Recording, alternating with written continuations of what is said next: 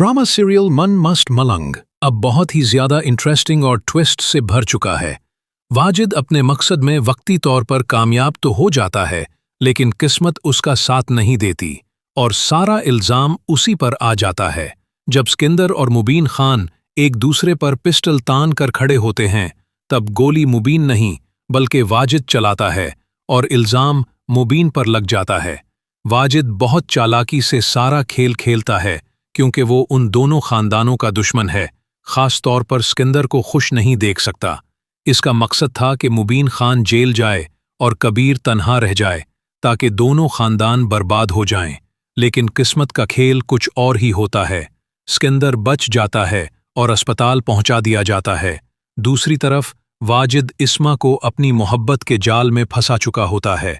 इस्मा वाजिद पर यकीन कर लेती है, क्योंकि इस वक्त इसका साथ देने वाला कोई और नहीं होता।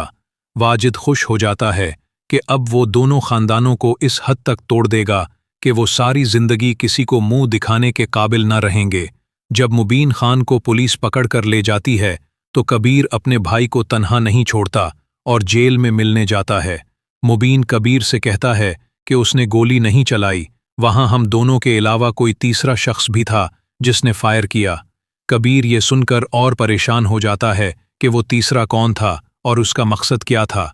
कबीर पहले ही बहुत परेशान होता है, क्योंकि उसकी बीवी रिया और मेना के बीच की साजिशें उसे उलझा देती हैं।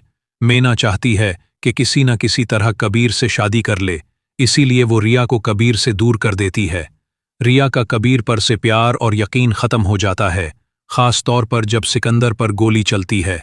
रिया कबीर पर बरस पड़ती है, कहती है कि पहले तुमने मेरे वालिद को मारा, फिर अब हमारे आखिरी सहारे सिकंदर की जान ले ली। तुम लोग आखिर चाहते क्या हो? कबीर वजाहत देता है कि उनका ऐसा कोई इरादा नहीं, लेकिन रिया यकीन नहीं करती। इसी दौरान सिकंदर होश में आ जाता है।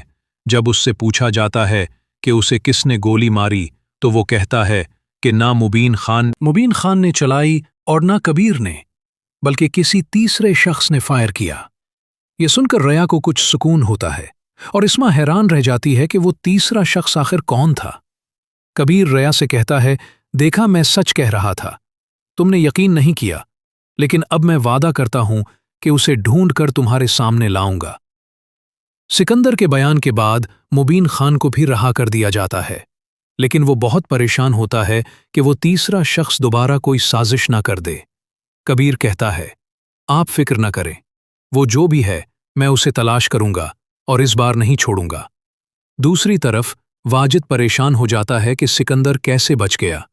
अब उसका सारा प्लान नाकाम हो चुका है और वो कहता है कि अब कोई और चाल चलनी पड़ेगी। अब देखना यह है कि क्या वाजिद दोबारा कामयाब होगा या कबीर इसे पकड़ लेगा।